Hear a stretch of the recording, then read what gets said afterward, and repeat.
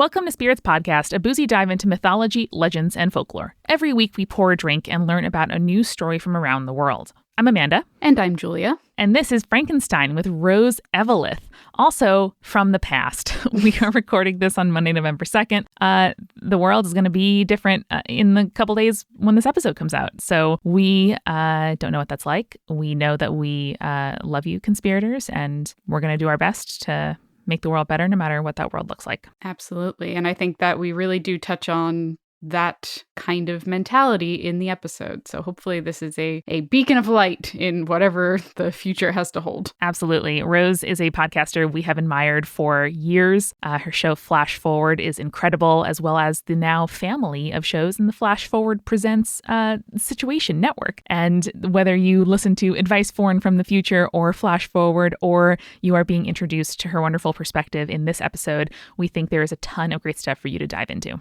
Definitely check out Open World too. It's a beautiful hope punk anthology series, and it's great. What is also great, Julia, is our newest patrons, Natalie and Jenna. They join the distinguished ranks of our supporting producer-level patrons, Philip, Alicia, Allison, Deborah, Hannah, Jen, Jessica, Keegan, Nieselkins, Landon, Liz, Megan, Megan Linger, Megan Moon, Molly, Nikki, Phil Fresh, Polly, Riley, Sarah, and Skyla.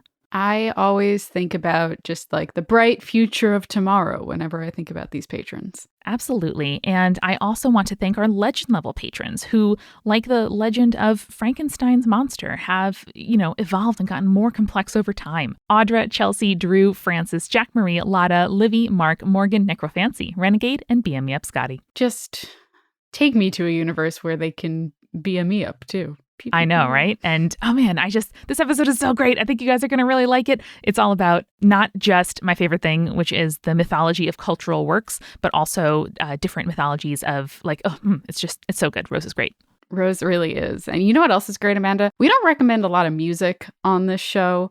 That's true. I just have been jamming so hard to the Mountain Goats' new album, Getting Into Knives. It's very good. I got it on vinyl and I'm going to put it on my wall because it's so beautiful. It's absolutely beautiful. I love the cover art so much. And the music I cried real hard at one point listening to it. So that'll do it. If that's what you need, a nice cathartic cry, highly recommend this album. I had a little cathartic cry after we had our live show last week, just because it was so nice to see people show up and enjoy what we were doing in front of us, and to have that feeling, a little bit different, but to have somewhat of that feeling back of performing for conspirators right in front of us, which I think is so fun. And if you missed the live stream, that's totally okay, because you can still buy a replay of the show and watch the video just like people did on the actual live stream day. Go to spiritspodcast.com/live to grab your ticket and get the link to the show.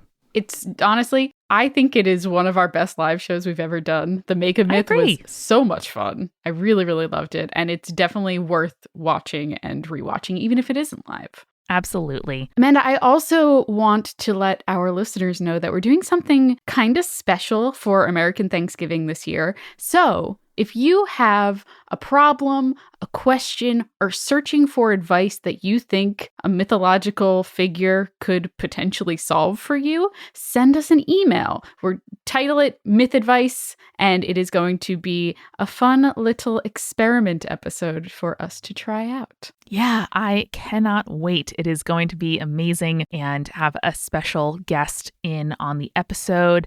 And it's just going to be wonderful. Yeah. So spiritspodcast.com/contact. Include myth advice in the subject line, or you can email it to us directly at spiritspodcast@gmail.com. And finally, if you are looking for even more stuff to take your mind off of the present, or to listen to while, volunteering, making donations, making the civic community that you live in better, you should check out the Multi-Crew. We have a weekly friendly debate podcast called Head, Heart, Gut that we have been publishing for over a year now, exclusively for Multi-Crew members. And if you've ever wondered, with all of these big holidays coming up and maybe some family time, whether it's together or virtually, if you've ever wondered or had a passionate argument about the best course of a holiday meal, which I definitely have, you don't have to wonder anymore because we're going to settle it once and for all in this month's Head Haircut. Also, if you need arguments to have over Thanksgiving dinner that are extremely low stakes, that are not politics, Head Haircut is a great show to kind of use as a jumping off point. Yeah, it is a really fun structure too. So like if you and your family and friends want to, use our debate format to talk about like the best, like of a trio or the best breakfast pastry, whatever you want to do, it can be a really fun way just to talk to people and get your adrenaline up and, get your arguments out in a way that ultimately is extremely low stakes. For sure. So you can join the multi-crew at multicrew.club.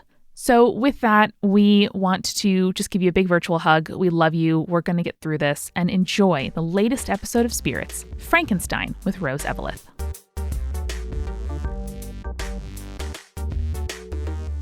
Rose Eveleth, welcome to Spirits. Thank you so much for joining us. We're so glad to have you. Yay! Thanks for having me. I'm super excited to be here. Longtime listener, first-time caller, I think. So I'm excited to talk. Yeah, and the person whose podcast I think I recommend the most. You are the proprietor of Flash Forward Network. Flash Forward presents the excellent show, Advice for and from the Future. Flash Forward, of course, which if you listen to Spirits, you should already subscribe to Flash Forward. And the new Open World, which is now complete and you can marathon it in its entirety. Yes. It's very exciting. That show had a wild ride. It was originally with a different company. They laid everybody off. There were like lawyers. It was a whole thing, but it's done now and you can listen to it. And I'm stoked. Yeah. So it's exciting it is exciting to be able to like save a project from the brink of, capitalistic collapse, I suppose. And it's a solar punk anthology, right?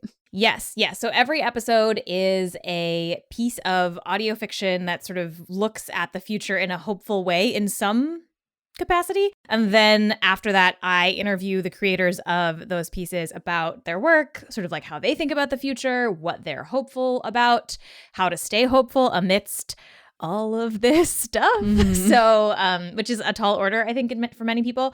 And also just sort of a little bit about why it's worth trying to be hopeful. I think nihilism can be very appealing sometimes, but we sort of make the case for hope as an active practice as opposed to just sort of like accepting things the way they are. I love that.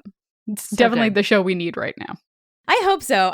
Yeah. It was funny. We started it last year. And I feel like as 2020 crept along, we were like, oh boy, okay, we're doing this. And crucially, you are the only person with better, I think, short sleeve patterned button downs than Julia and myself. Yes. So, I aspire. This shirt that I'm wearing currently was a gift from a friend who saw it and was like, I have to just purchase this and send it to you. What a good friend. I know. It's great. It's like, Instagram ads have me totally pinned. I don't know if you get those ads and you're like, oh, yeah. God damn it, I do want that. I get my Rose ads is how I think of them, as the bold, queer-ish button downs. Mm-hmm. Very good. Yeah, I've been calling it Butch Miss Frizzle is kind of like the aesthetic, I think. That's it.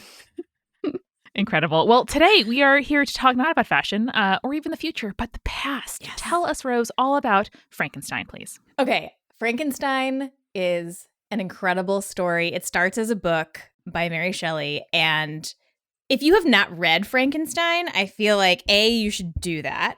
If you have read Frankenstein, you may want to reread Frankenstein, in part because it's just good and not many things that were published in 1818 are actually still very readable, I would argue.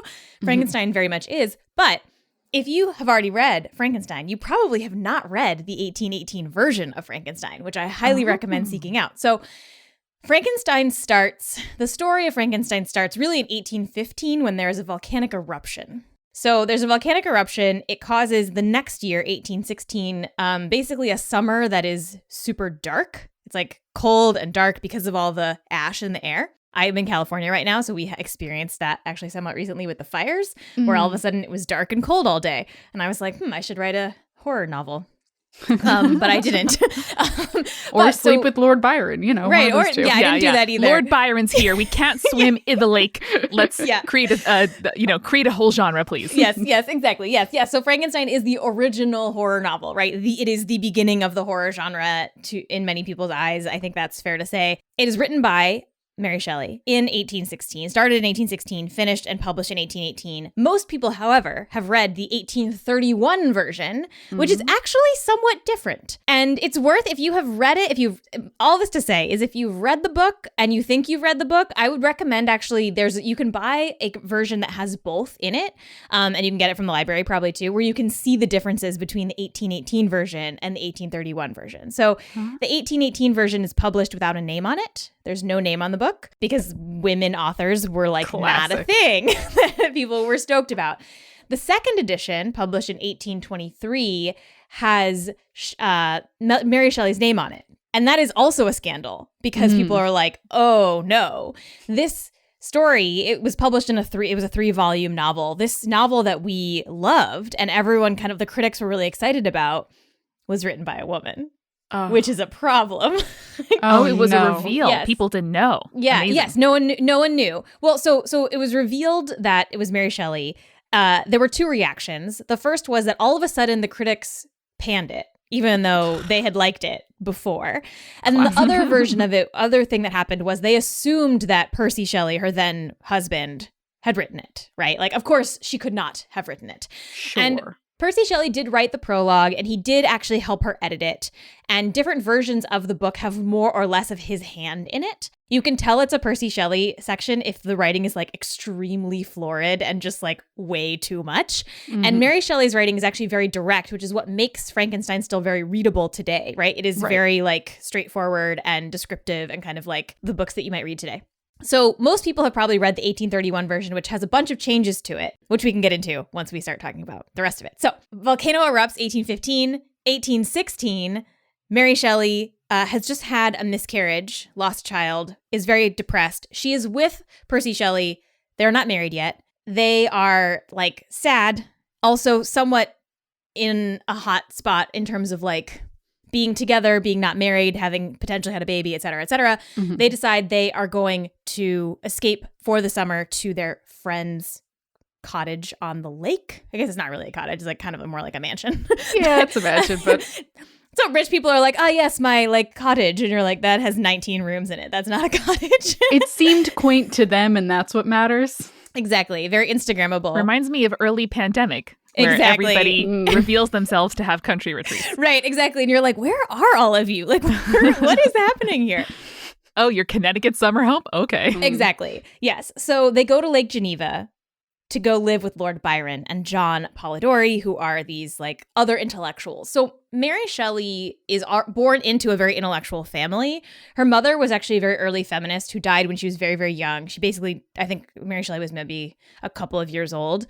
And her father was a very famous scholar anarchist. So she kind of was like, yeah. So she was already kind of like in this literary world, in this kind of like high society academic kind of group. So that's how she kind of hooks up with all these people. Anyway, they go to Lake Geneva and they're like, it's this weird, creepy summer. There's no sun. It's cold. We're in Lake Geneva. Everyone's depressed. Mary Shelley's depressed because she had a miscarriage. Everyone else is depressed because they're too rich and it's cold and it's not a good summer. Yep. And they're like, why don't we have a horror story writing contest? Which is like, sure, why not? Yeah, that's what people did back then. Yeah, it's if a it was totally like normal cold thing. and bored, you would tell scary stories. Exactly. I do really love the idea of a bunch of friends who are all like macabre enough that they're all like, let's write horrifying stories to amuse each other. Yes. We're just so goth. Yeah, exactly. I know. I was just watching this is a total aside. I was just watching the not most recent, but one season ago, Great British Bake Off, where there's the creepy lady.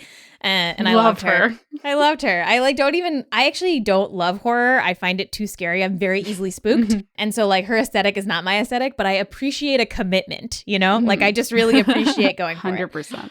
Yeah. So they're in Lake Geneva and Mary Shelley's like, actually really into this idea, likes to write, is a good writer, but she can't think of anything to write about. And so she's like, what am I going to do? You know, and she's not the only one. She's the only person who creates something readable out of this challenge, to be fair. But so at the time, and she had written in letters and stuff later on that she was stuck. She didn't know what to do. And one night she's sitting there she is, I believe, the only woman there among the sort of like main group of people. She's sitting there and she's listening to these two men, Percy Shelley, Lord Byron, drunkenly recount a bunch of science incorrectly. Sure. Oh my God, Rose! Who has not been there? No one's been there more than you. I know. It's true. It's funny. I was joking with someone. I was like, who among us hasn't been there? And they were like, some people don't have that experience. And I'm like, oh, that is my life. So she's listening to these two men recount the experiments of Erasmus Darwin, who is a predecessor to Charles Darwin. And Erasmus Darwin believed that you could coax life out of garbage, right? So this is before we really understood like where life comes from, or like the idea that bacteria exists on surfaces, right? There's things that we cannot see, et cetera, et cetera. So they would look at a pile of garbage and they would see like fruit flies emerge, and they would think, okay, well, those fruit flies were created by that garbage, right? So this is the idea of spontaneous generation, that life kind of comes out of decay, right? Which is like, at the time, totally reasonable. Like if you have no idea how any of this works, like sure, why not? And so Erasmus Darwin would do all these experiments where they would basically he and these other scientists would try to seal a jar full of flour and then see if anything grew in it. And the idea being that it was sterile because it was clean and they couldn't see anything in there. But of course, as we all know, there's stuff in there that you can't see. As we record this in the midst of a pandemic, like there's invisible stuff everywhere that could kill you. There's so much here. They're making a sourdough starter, basically. 100%, I think that's hilarious. It is dark. It is cold. There's natural disasters. Nobody's going anywhere. I mean, listen, it's kind of exactly what happened 200 years ago again. Exactly. Yes. And we're all like telling scary stories to each other about the future. And here we are. And so they're recounting this and they're like talking about these experiments, but they're drunk and they're not getting any of them correct. And so at one point they are saying that Erasmus Darwin was able to coax life out of vermicelli, which means little worm in Italian. It technically has only ever really been applied to pasta, right? Like many of you may be familiar with the idea of vermicelli noodles. So basically they were like, yes, he got this pasta to come to life basically somehow. Mary Shelley's just listening to these guys probably just being like, oh, Jesus Christ. Like whatever. Drinks brandy silently. Yeah, just like, sure. And probably what they were trying to talk about was a small organism called a vorticella, which is the real thing. And vorticella are actually quite interesting. You can dry them out and then rehydrate them and they can retain some function. Kind of like if you've ever heard of like water bears, tardigrades, where they can like live in that suspended state of being dried out to desiccation and then kind of come back to life. Vorticella can do similar things. And so that's probably what they were talking about. But instead they decided that he like had made noodles come to life. Sure, why not? Checks out.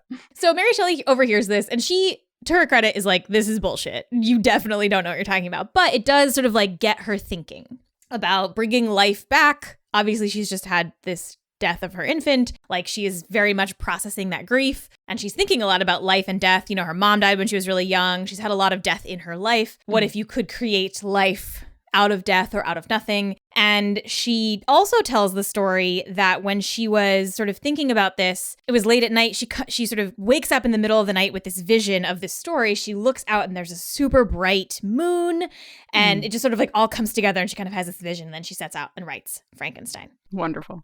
Which is this great story. And Frankenstein is also sort of likely inspired. She never actually says, one of the interesting things, people will often argue that in all the movie versions, there's the bolt of lightning, right, that comes in and that's what animates Frankenstein. That's like the main thing. In the books, she's actually much less specific about how this works and what it actually is. She's very vague about it, which I think is actually sort of part of the enduring appeal of the story. It could kind of be any boogeyman where it's like, oh, science going too far, like playing God, et cetera, et cetera. Many people have referred to CRISPR in sort of Frankensteinian terms, right, as like the current boogeyman for science. She kind of comes up with this story. Now, the other funny thing about the full moon part of the story, she's written this in letters where she talks about like she had this vision, she wakes up, there's this bright moon. And once again, men do not believe her. And for years and years and years, there was all of this stuff about how like, oh yeah, she's probably just being overly dramatic. That definitely never happened.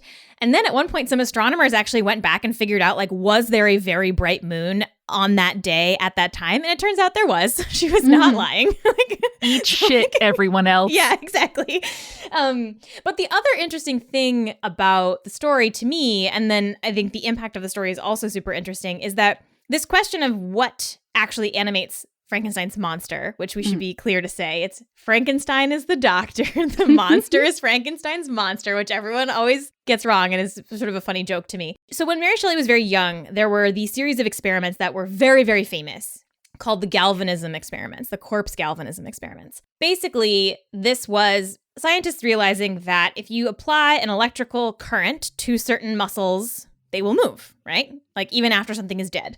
So early on, Galvani there's actually some really amazing sketches of this. He's like out on a back patio in Italy, and he has a weather vane and a lightning rod and a cable, and it's attached on this like lovely little wrought iron table to a dead frog that's just like splayed out, and he's just waiting for a storm. Yeah, the pictures are great. And then when the lightning hits the lightning rod and the electrical current goes, the frog's leg twitches, right? And this is before scientists really understood, again, like what animates life, how muscles move, this idea of like electrical potential. This is before we had batteries. But this is like right around this idea of like, what is electricity? How do people move? Like, how does any of this work? Galvanism, which people may have heard of. I love a word origin. Yes. I love a word origin. So that's where it comes from, Galvani. Galvani has a nephew who decides to take his experiments one step further. Aldini. And Aldini is like, you know, it would be really sweet if I were to apply this to dead people instead of just frogs. Sure. Classic nephew of somebody with good intentions who sounds like a magician and just wants to one-up his uncle. Exactly. Yeah. And like he does this on like horses. He finds some large animals to kind of practice on. He feels confident. There's a couple problems with applying this to people. So there are some ethical problems, Sure. first of all. But there are also problems around, like, not every organism goes through the process of rigor mortis, right? So, like, when a person dies, they get stiff. That's, like, a very classic thing that many people know happens. If you want to move a dead person's leg, it's very difficult once rigor mortis has set in. Different organisms have different versions of that. Sometimes it never happens. Sometimes that's on way later. But humans sort of have a pretty clear window for rigor mortis. And so what he needed to do this was a very fresh corpse. Like he couldn't just go, not like the regular people who could just dig up people in the graveyard, like regular corpse robbers, grave robbers, etc. No, he needed a fresh corpse. So he went to a murder trial. And basically, this guy, everyone kind of assumed that he was going to be convicted and hung to death. And so Aldini like had a deal with the judge and was like, I'm going to just grab this guy as soon as he gets killed. I have read a couple of rumors, and I've never been able to substantiate this, that he bribed the judge to issue the like conviction and death sentence. I've never seen that proven anywhere, but also like I would totally believe that. That's like seems like the kind of thing this guy would do. So he grabs the corpse, he brings it to this sort of medical amphitheater, right, where there's people waiting, and he hooks it up and he runs the current, and the corpse sits up, right, on the table. What a bold choice to be like, I'm not going to test this out first. We're just going to grab the first fresh dead body we can find. Everyone gather around. Yeah, it's hard to get a fresh body, man. You can't waste them on, you got to do it for the gram. Yeah, you do have to do it for the gram. Yeah, picks or it didn't happen, basically, is his whole ethos. And so he does it, and like people just like lose their fucking minds, right? They're like, oh my God.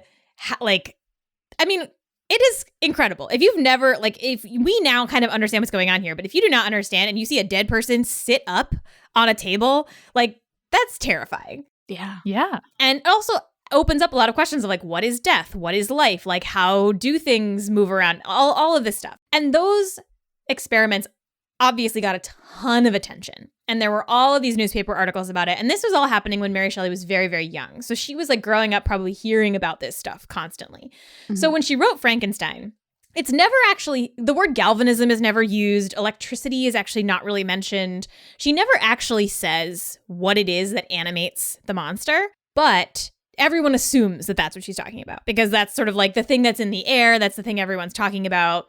And everyone assumes that Mary Shelley is like pulling from this history, which she probably is, right? That's what she's thinking of, but it's not specifically and explicitly stated in the book. Mm. So that's the other interesting thing to me about that story is like you have all of these, after the corpse galvanism experiments, bioelectricity becomes very trendy as a thing.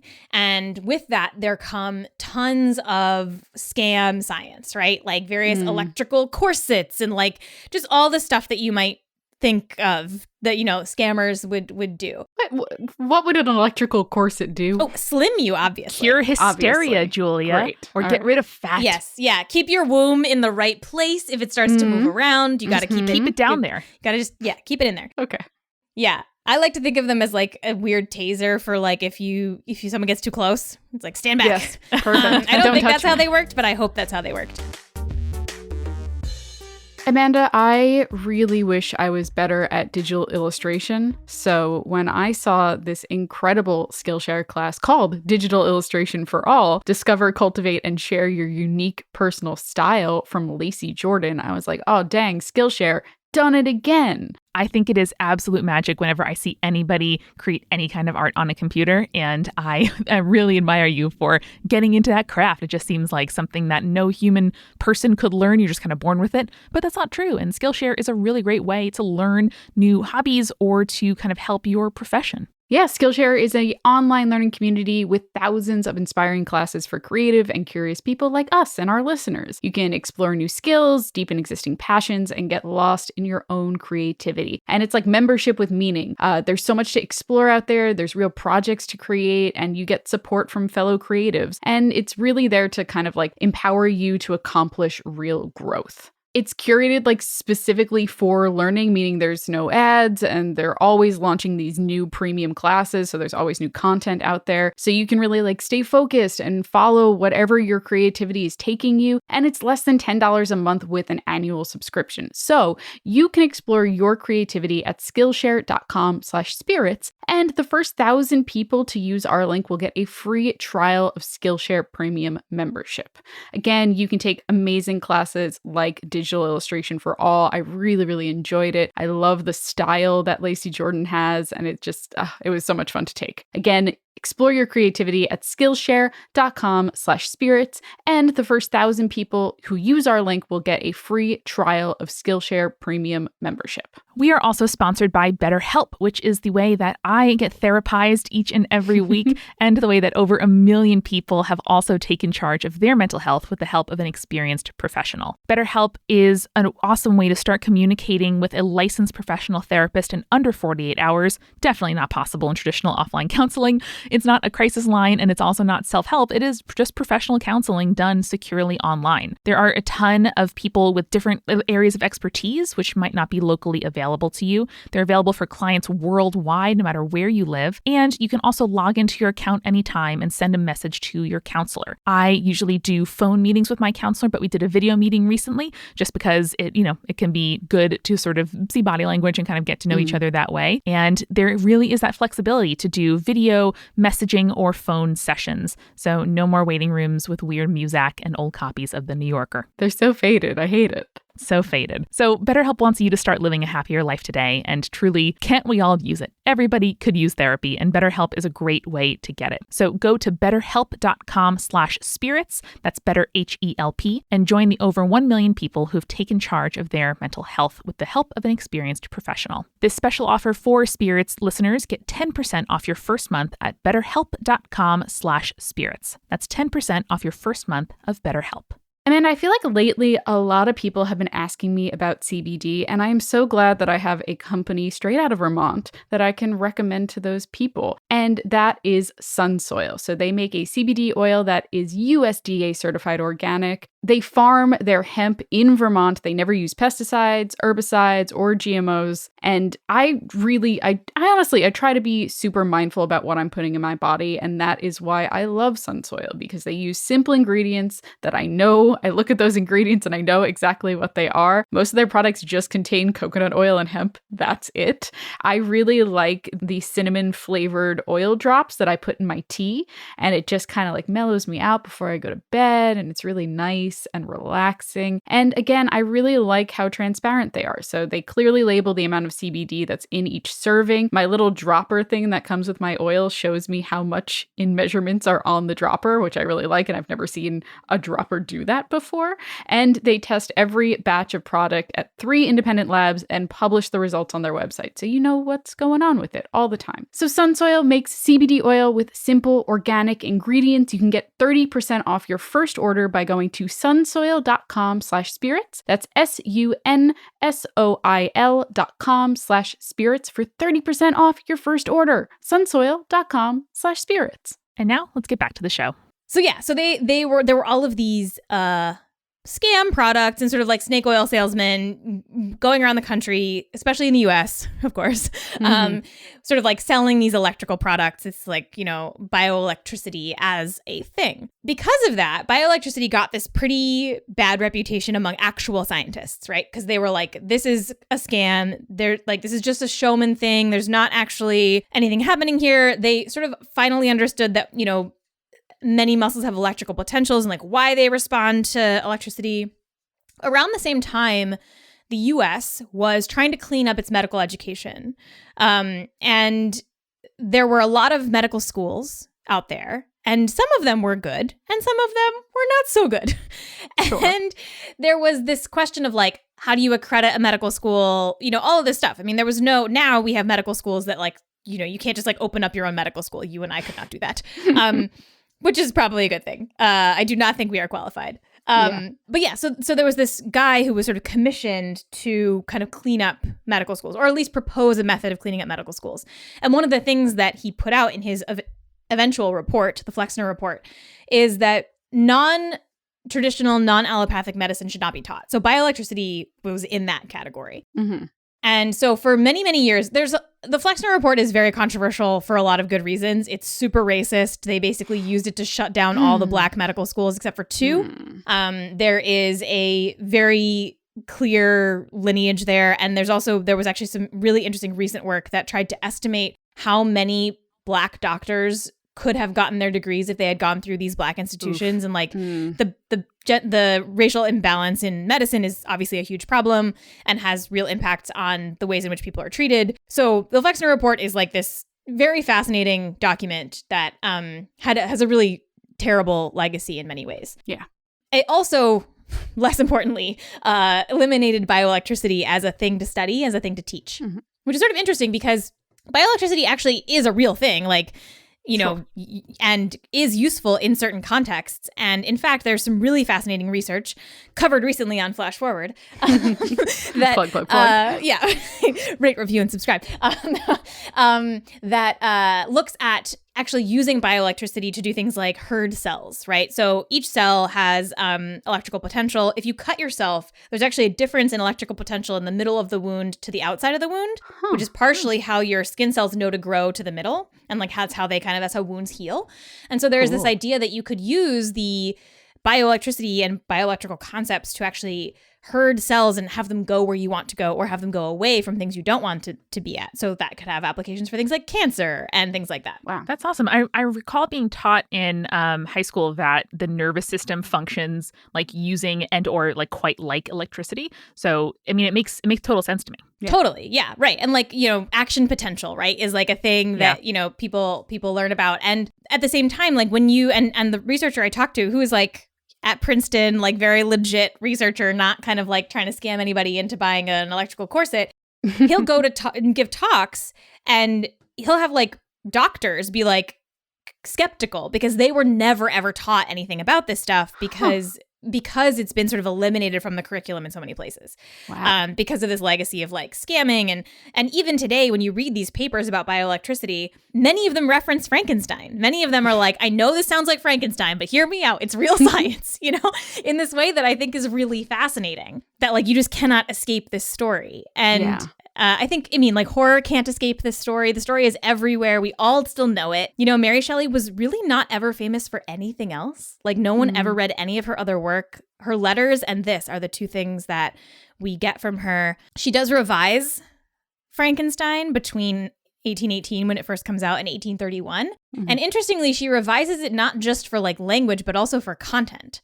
So she revises it. The first version of this can very much be read, and I think it's fair to say, is a woman processing grief and loss of a child, right? Sure. And thinking about like, what if we could bring people back, or what if we could create life? In 1818, she had had this miscarriage.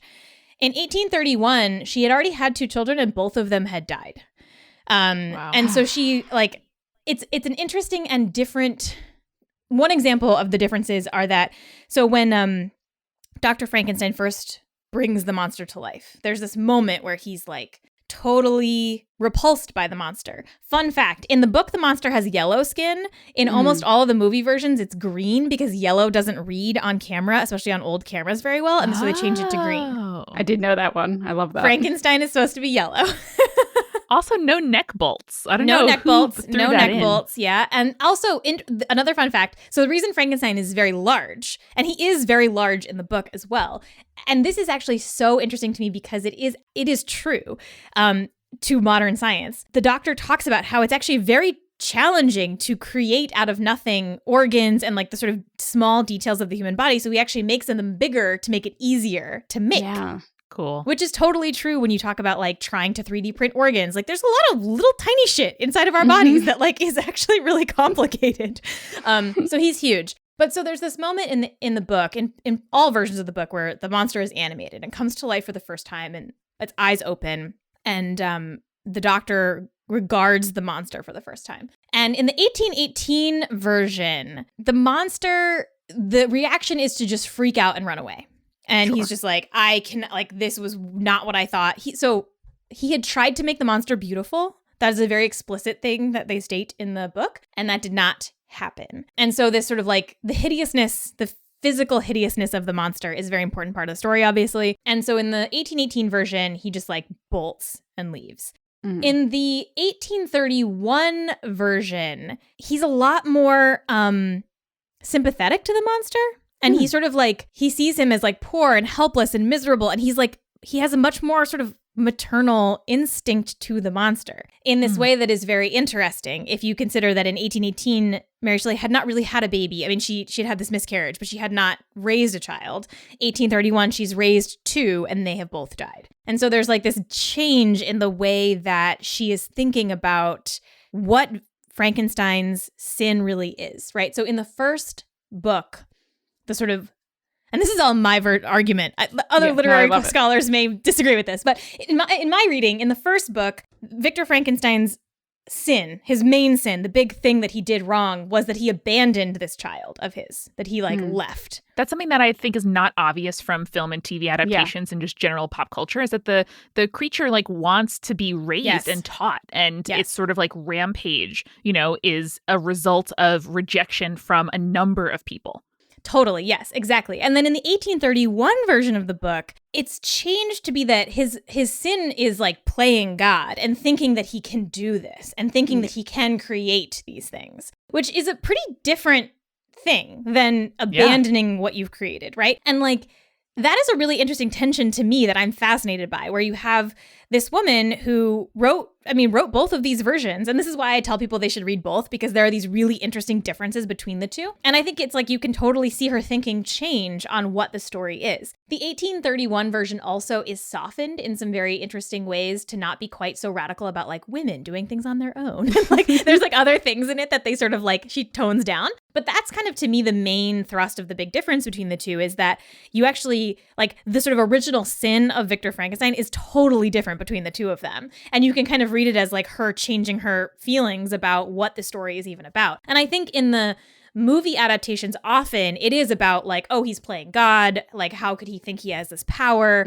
All this stuff. It's not as much about sort of like the question of abandonment and care and like what your responsibility is to something that you create, which is a really interesting distinction. And it's a really interesting reflection on parenthood too, is the idea that you are creating something that you will not have full control over. Like in creating a person, you are kind of just like hoping that you can raise this person right, but they are still out of your control for a certain amount of time, And the sort of project of creating a family, whether that's infertility or negotiating different systems of adoption and making different families, everybody kind of grows up assuming that that's available easily if that's the thing that you want. And I can definitely see, to your point, Julia, that the latter version says like, God, wow, I thought that I could just do this. And life doesn't work out that way. Yeah. Well, and the monster too, right? Part of the tension in the second half of the book is that he wants a partner. He wants someone like him to have a family, to have this thing. And the question of whether or not Victor Frankenstein will do it or not is kind of the animating plot point of the second half of the book. This is like the oft parodied, like, oh, Mrs. Frankenstein, he wants a mate, etc. But in the books, he talks about he's lonely, right? He doesn't have anyone to talk to. And obviously, I feel like there's no spoilers in Frankenstein. It was published in 1818. It's been a while. Yeah. Like the statute of limitations on spoilers has run out.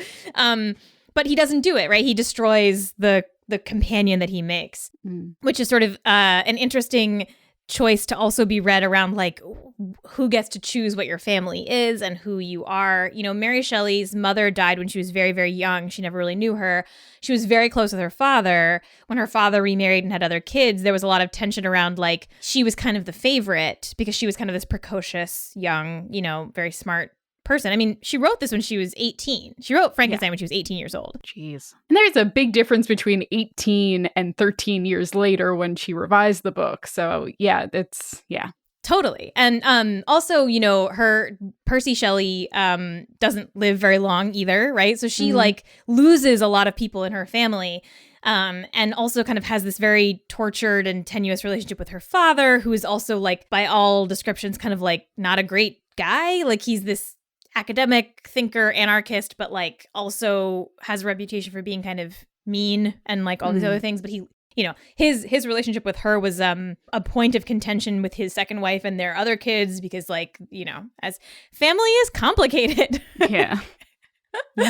And so she has this story of these people searching for family. And the other piece of this is that the monster murders pretty much everybody that Victor Frankenstein loves, right? His friends, his fiance, like his family. And so this question of like loss and grief is like runs throughout the entire story in all of its versions, which is, I mean, like for an 18-year-old, it's a lot to have written. Yeah. And I think it was received very interestingly. The other interesting fact I will add is that in 1818 and even 1831, like talking about things like this openly, about grief and about sort of like miscarriage even, was like not a thing people were doing. I think, Mary Shelley was perhaps inspired in part to be honest in the fictional sense about this because her father wrote a biography / memoir-ish of her mother after she died. And in it talked about illegitimate children, talked about miscarriage, talked about her suicidal ideation. And that book was super controversial because people were like, you do not talk about this stuff. This is not appropriate to put in a biography.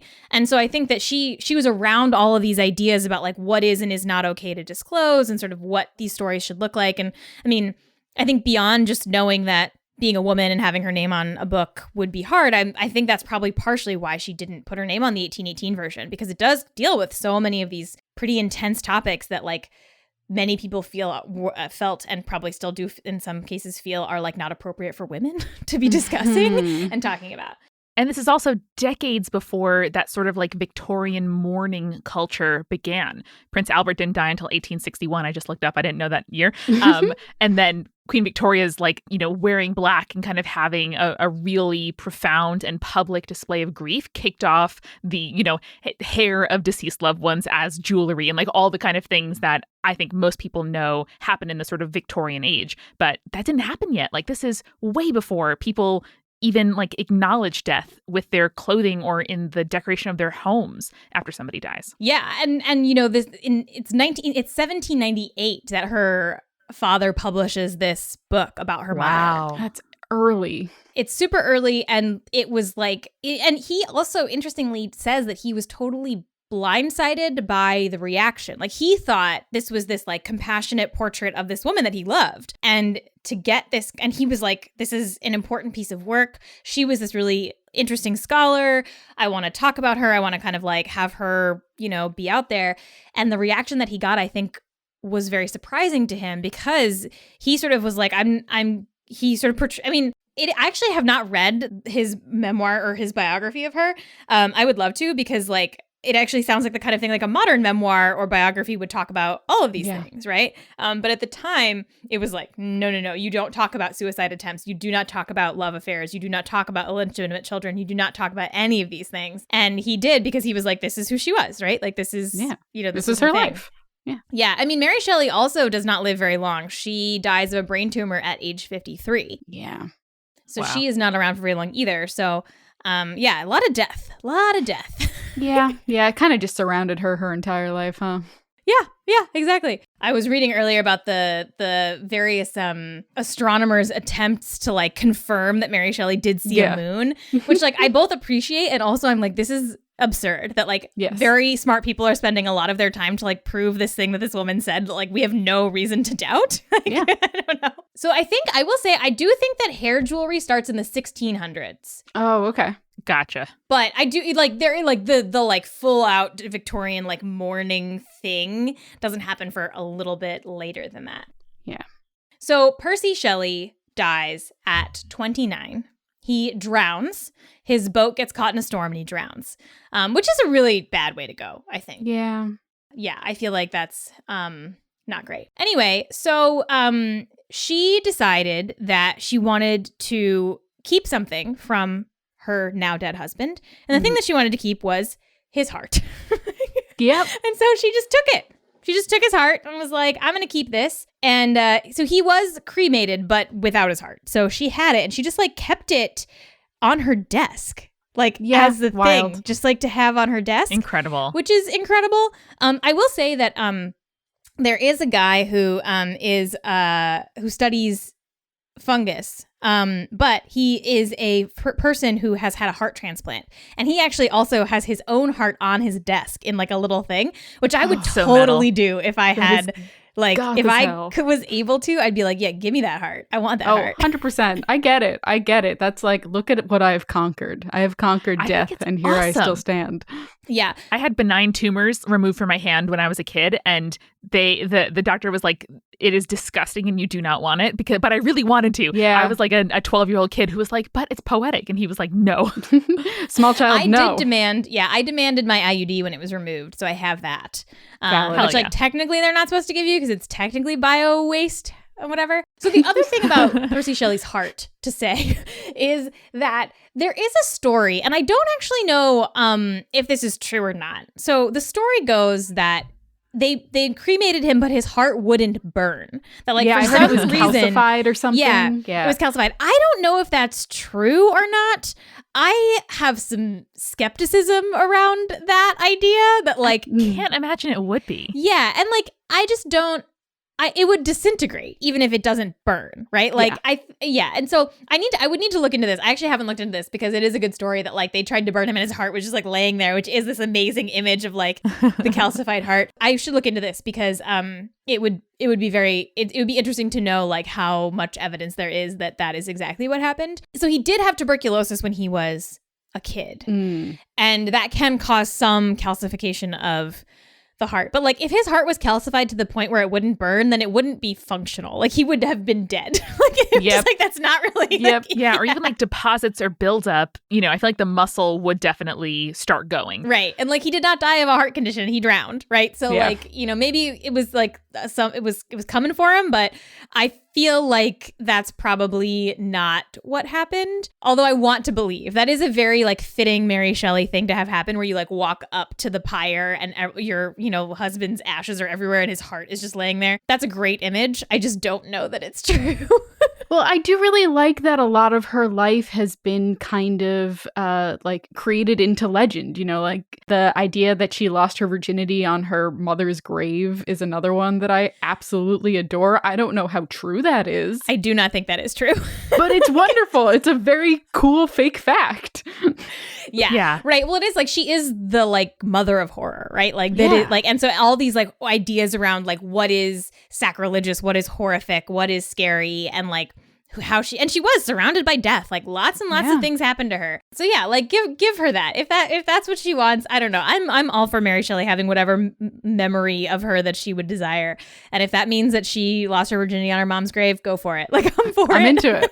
Honestly. See, I think it's way more metal to take your husband's perfectly fine heart as a token than to have like, it feels like it's kind of mythologizing Percy for the fact that like his heart would not burn. So I like that Mary just like knew what she wanted and took it. Like so much of her story, and like biographical criticism is not the only way to interpret literature. That means like looking at the biography of the author and their life and kind of how that impacted what they wrote.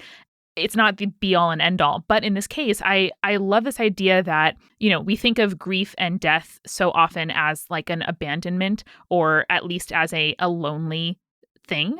And she has given so many people a voice, like a space, a way to think about this in a way that is like kind of from the side and a little bit more approachable than thinking about something tragic head on, and just sort of carving out space for herself, not just in a profession or in publishing, but in her life, and like not being defined by her losses, but by what she made instead. Yeah, I also love to that point of like her taking what she wants. There is a story, and again, I do not know how true it is, about the heart where somebody else tried to claim it. I believe it was his friend who was like there at the time, tried to make a claim on the heart, and Mary Shelley was like, absolutely not. Like, that is mine. Punch him in the face. Yeah, she took it, which is sort of interesting. The other thing is that it was eventually the heart was buried in the sort of like Shelley family vault, which was buried, I believe, in like 1889 or 1890, and it was wrapped in.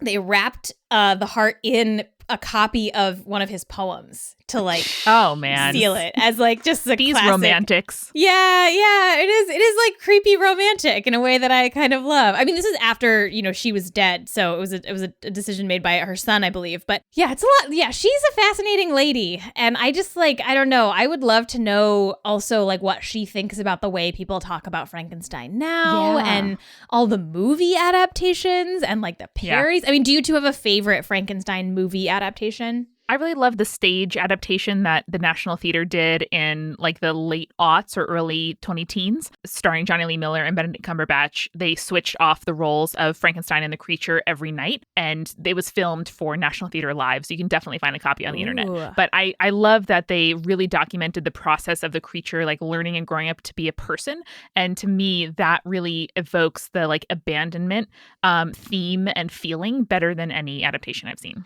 See, Amanda gave a really good, thoughtful answer, and my instinct is like, well, Young Frankenstein, obviously. Yeah. It's also very good.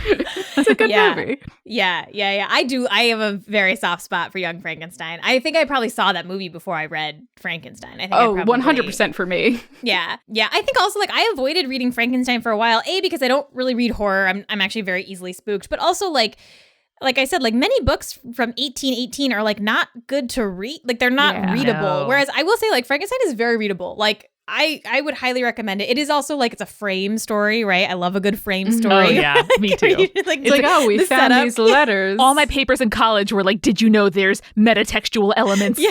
Exactly. I love that like we at some point abandoned that, where it's like, I mean, honestly, I feel like there's a parallel in podcasting where like there is still this idea that like you need to explain where the tape came from in fictional podcasts in this like framey way, and it's like, or you could literally just tell the story and it's fine. Yeah, it's fine. Well, you know, I was revisiting Dracula recently, and I forgot it's also like a story within a story. It's like, we found these letters and these diaries, and here's what happened, you know? Exactly. Yes, exactly. I do love also that Frankenstein does something very unusual in the way it is written, especially for the time, which is it does switch off points of view, right? Yeah. So you switch between the doctor and the creature. And that is not something that you saw very often in books written in 1818, right? This like sort of switching of perspectives, which actually lends itself to what you were describing, Amanda, the play, which I actually kind of love the idea of them switching back and forth different nights. That's really interesting. I will have to check that out. I do love, I don't know, there's just something so interesting about that story. And like I have a friend who's blind who loves the fact that like the only person who cares about this monster is the blind guy who's like, you seem good. Like, seem chill. And who like can't convince his family to do it. I just also love that this whole story starts with like a volcanic eruption in 1815, and like that's just the stage. It's made for horror. Yeah, exactly. Like if this wasn't the birth of the horror genre, I would still be like, I choose this version because it's just so good. Yes, totally. Yeah, and they're just all fascinating. Oh, one person did say, which I think is fun, is that the book itself is such a cornerstone that it can be used in multiple different courses. So they had to read it in a philosophy course, a science ethics class, and an anthropology course, which I think like is a testament, cool. right, to like the ways Incredible. in which, yeah, totally. I read it in like a survey of Anthropocene media before that was a very well-known term about sort of like human urges to harness environmental processes like for personal gain, which is the story of humanity. Hey. Yeah.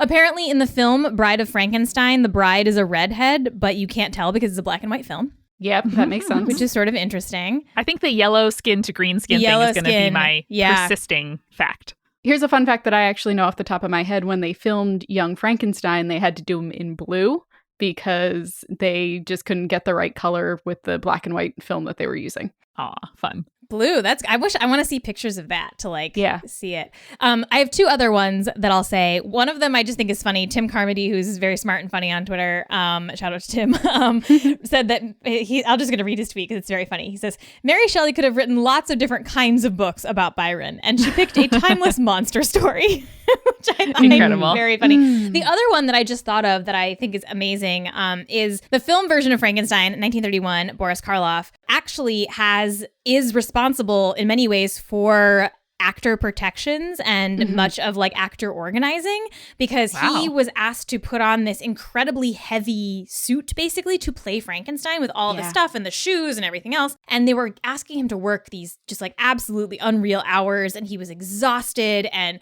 it was just brutal. It was totally brutal. And he finally was like, this is not okay. Like, we can't, like, this is not an okay thing to be asking. And he kept getting sick and whatever.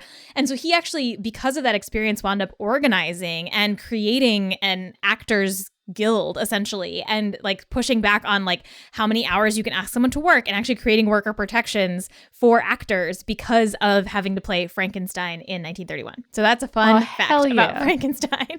Thanks, Boris Karloff. Incredible. There's a great, you must remember this episode actually about this Frankenstein and Bela Lugosi and Boris Karloff as incredible. These wonderful men in some like so thematic conversation with one another. Sawbones also has a really good episode about the like regulating of medical schools and board exams. Oh, yeah, totally. Anyway, the other thing to know is that in 1816, after this summer on the lake where they did this horror story contest, they do finally marry Percy Shelley and Mary Shelley, and they marry. It happens after the suicide of Percy's first wife. They do not get married until after she commits suicide, which is pretty terrible. I mean, as Tim said, Percy Shelley and Byron as well are both. You could write a lot of monster books about those guys. Just messes of human beings, really. Yep. Yeah. So speaking of someone who's not a mess of a human being, Rose, where can people find your work? I mean, thank you for that, but I also am absolutely a different kind of a mess of a human being, I would say. Let me pay you compliments. You can find me on the internet. I am Rose Eveleth, Eveleth, the only Rose Eveleth that you will find, for better or for worse. And you can find me on Flash Forward. There is an episode recently called Shock and Awe, which is actually about a lot of this stuff, the history of bioelectricity, the future of bioelectricity, talks a little bit about Frankenstein, some more fun facts about Frankenstein. And you can also listen to my show Advice for and from the Future, which is exactly what it sounds like, advice for and from the future. And the next one we have coming up is one about whether you can ask your friend to turn their Alexa device off when you go to their house. Like, is it okay to be like, hey, can you turn off your listening robots? And like, how do you have that conversation? So those are the kinds of things that we talk about on that show. And yeah, you can find me on the internet. Well, thank you so much, Rose. It was delightful. That was a great conversation. I love talking about people from history, so this was just the best. Thanks for having me. I can talk about Frankenstein all day. And I definitely, like, people should read the 1918 version. Like, check it out. If you haven't, even if you think, like, I already read that, you should check out and make sure you've read the original. Do both. I will, for sure. All right. Thanks, Rose. Thank you. And remember, everybody, stay creepy. Stay cool. Thanks again to our sponsors. At Skillshare.com/spirits, the first 1,000 people to visit that link will get a free trial of Skillshare Premium. At BetterHelp.com/spirits, you can get 10% off your first month of counseling. And at Sunsoil.com/spirits, you can get 30% off your first order.